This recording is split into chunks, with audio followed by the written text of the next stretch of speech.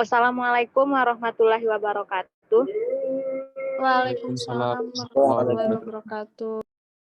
Kami dari kelompok 3 ingin mempresentasikan hasil kerja kami. Saya Asarah Kamila dan teman saya Mulia Riani.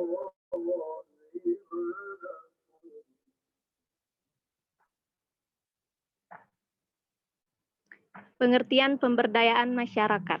Menurut Robinson, pengertian dari pemberdayaan masyarakat adalah suatu proses pribadi dan sosial, suatu pembebasan kemampuan pribadi, kompetensi, kreativitas, dan kebebasan bertindak.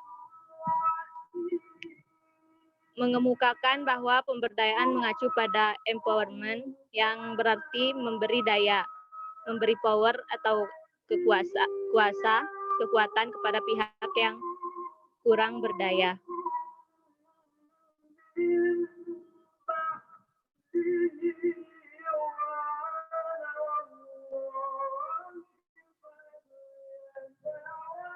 Bentuk pemberdayaan masyarakat, pemberdayaan pimpinan masyarakat, pengembangan upaya kesehatan bersumber daya masyarakat, pemberdayaan perdanaan masyarakat, pemberdayaan sarana masyarakat, pengembangan teknologi tepat guna, dan peningkatan pengetahuan masyarakat.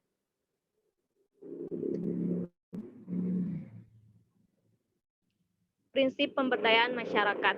Untuk mencapai kesuksesan program, terdapat beberapa prinsip yang harus dipegang, yaitu partisipasi, kemandirian, serta berkelanjutan.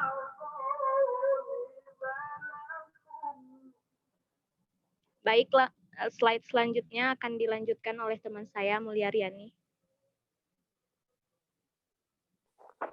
Selanjutnya, langkah-langkah pemberdayaan masyarakat. Yang pertama, mengidentifikasikan masalah, penyebab masalah, dan sumber daya yang dapat dimanfaatkan untuk mengatasi masalah. Dan yang kedua, mendiagnosis masalah dan merumuskan alternatif pemecahan masalah dengan memanfaatkan potensi yang dimiliki. Dan yang ketiga, menetapkan alternatif pemecahan masalah yang layak, merencanakan, dan melaksanakannya. Dan yang terakhir, memantau, mengevaluasi, dan membina kelestarian upaya-upaya yang telah dilakukan. Selanjutnya, ciri-ciri pemberdayaan masyarakat. Yang pertama, tokoh-tokoh masyarakat. Di sini yang masuk adalah tokoh atau pemimpin masyarakat. Nah, di sebuah masyarakat apapun, baik di situ pedesaan, perkotaan, maupun pemukiman elit atau kumuh, di situ juga harus adanya pemimpin atau tokoh masyarakat. Pemimpin atau tokoh masyarakat ini bersifat formal seperti camat, lurah, ketua RW atau RT. Dan maupun yang informal seperti ada ustadz, pendeta kepala adat, dan sebagainya. Nah, di sini pada tahap awal pemberdayaan masyarakat, petugas kesehatan harus melakukan pendekatan terlebih dahulu kepada para tokoh masyarakat, karena masyarakat masih menganut kepada seseorang atau sosok tertentu di masyarakat tersebut. Dan yakni tokoh masyarakat itulah tokoh masyarakat. Karena apapun yang dilakukan oleh pemimpin masyarakat akan diikuti oleh bawahannya atau oleh masyarakat tersebut. Dan yang kedua, organisasi masyarakat. Nah, di sini organisasi masyarakat dalam suatu masyarakat selalu ada organisasi kemasyarakatan, baik formal maupun informal. Di sini maksudnya misalnya seperti majelis taklim, ada juga kelompok-kelompok pengajian, dan koperasi-koperasi dan sebagainya. Organisasi-organisasi masyarakat ini merupakan potensi yang baru dimanfaatkan dan merupakan mitra kerja dalam upaya pemberdayaan masyarakat. Nah, seperti Posyandu, Posyandu dan Polindes yang juga telah menjadi organisasi masyarakat.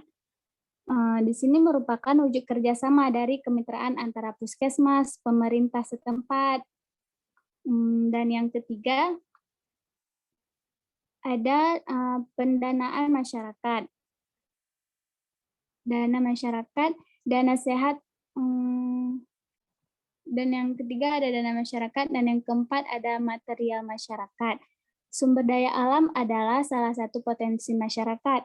Masing-masing di daerah atau tempat mempunyai sumber daya alam yang berbeda, yang mana bisa dimanfaatkan untuk pembangunan. Seperti mungkin ada di daerah pedesaan-pedesaan yang terpencil, di situ kan juga mereka mungkin ada kali seperti atau sungai kayak gitu. Nah, di situ bisa banyak menghasilkan batu-batu. Nah, dengan mereka mempunyai itu semua, mereka bisa mempergunakannya dengan memanfaatkannya dengan baik, seperti dengan bergotong royong masyarakat setempat yang dipimpin oleh kepala desa. Batu-batu tersebut dapat digunakan untuk pengerasan jalan yang menuju ke fasilitas kesehatan ataupun puskesmas. Nah, dengan fasilitas jalan yang telah diperkeras tersebut, memudahkan masyarakat mengakses pelayanan kesehatan. Nah, yang kelima, pengetahuan masyarakat. Semua bentuk penyuluhan kesehatan kepada masyarakat merupakan contoh pemberdayaan masyarakat yang meningkatkan komponen pengetahuan masyarakat. Seperti kita bisa melakukan penyuluhan itu kan kita bisa melakukan kayak contohnya lomba membuat poster tentang pesan-pesan kesehatan pada event tertentu, misalnya kayak ada lomba ada acara Hari Jadi Kota atau Hari Kesehatan Nasional. Nah, di situ kita bisa menyediakan hadiah untuk pemenang. Dengan kita menyediakan hadiah kepada pemenang, di situ bisa memotivasi para warga setempat. Nah, hasilnya itu yang dimenangkan kita bisa manfaatkan, seperti kita bisa pasang di tempat-tempat umum, misalnya kayak di posyandu, di balai desa, dan di sebagainya. Dan hasil atau setiap pemenang poster pesan-pesan kesehatan yang terpasang akan menjadi sumber pengetahuan yang sangat bermanfaat bagi masyarakat. Dan yang keenam dan yang terakhir, teknologi masyarakat. Nah, di beberapa komunitas telah tersedia teknologi sederhana yang dapat dimanfaatkan untuk pengembangan program kesehatan. Nah, misalnya kayak penyaringan air bersih dengan menggunakan pasir atau arang, atau pencahayaan rumah sehat menggunakan genteng dari tanah yang di tengahnya ditaruh kaca gitu. Untuk pengawetan makanan dengan pengasapan dan sebagainya. Teknologi-teknologi sederhana yang lahir dari masyarakat ini sebenarnya merupakan potensi untuk pemberdayaan masyarakat. Petugas atau kesehatan sebenarnya dapat mengadopsi dan memodifikasinya sehingga dapat dimanfaatkan di tempat lain atau diperluas.